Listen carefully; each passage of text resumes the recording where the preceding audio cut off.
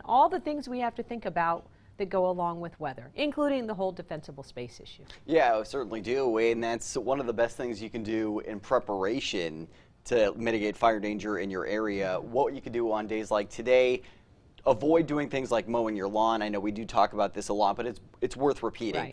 Right. Never park over dry brush. That's also a big factor in fire danger. That could spark a fire very easily with how dry the fuels are. Just avoid doing things that could cause any kind of fires. If you're a smoker, please be extremely careful when discarding those cigarettes. And getting a look at what we're seeing as we head through today, we are seeing very hot temperatures on the way, strong winds and dry conditions, all of those resulting in that red flag warning that is in effect right now. And getting a look at that red flag warning that will stay in place through 8 a.m. on Wednesday morning.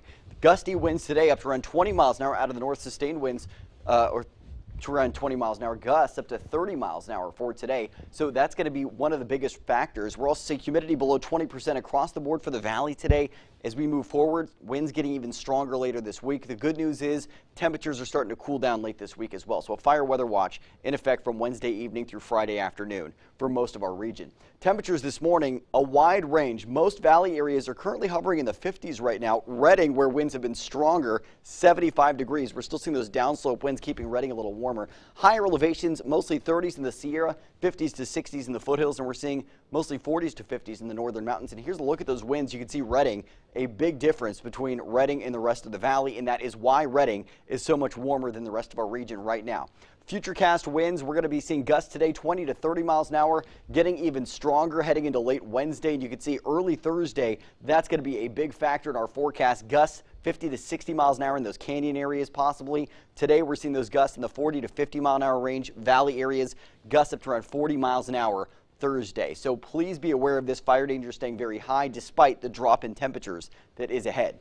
Satellite and radar showing clear skies outside right now. That's not changing today. We've got that ridge of high pressure off the coast interacting with low pressure off to our east. This is what's driving those gusty winds through our region. High pressure off the coast keeping us very hot, very dry. The winds certainly a factor from low pressure off to our east and the high pressure. But get a look at this. We will see these areas of low pressure moving through to our north. That will leave us with that cooling trend on the way later this week. Unfortunately, the latest models not bringing much, if any, rainfall to our region on Saturday. So getting a look at what's ahead for today, we've got 80s for the northern mountains, 70s in the Sierra this afternoon. Foothill areas expecting low to mid 80s, and if you're in the valley, it's low to mid 90s later on today.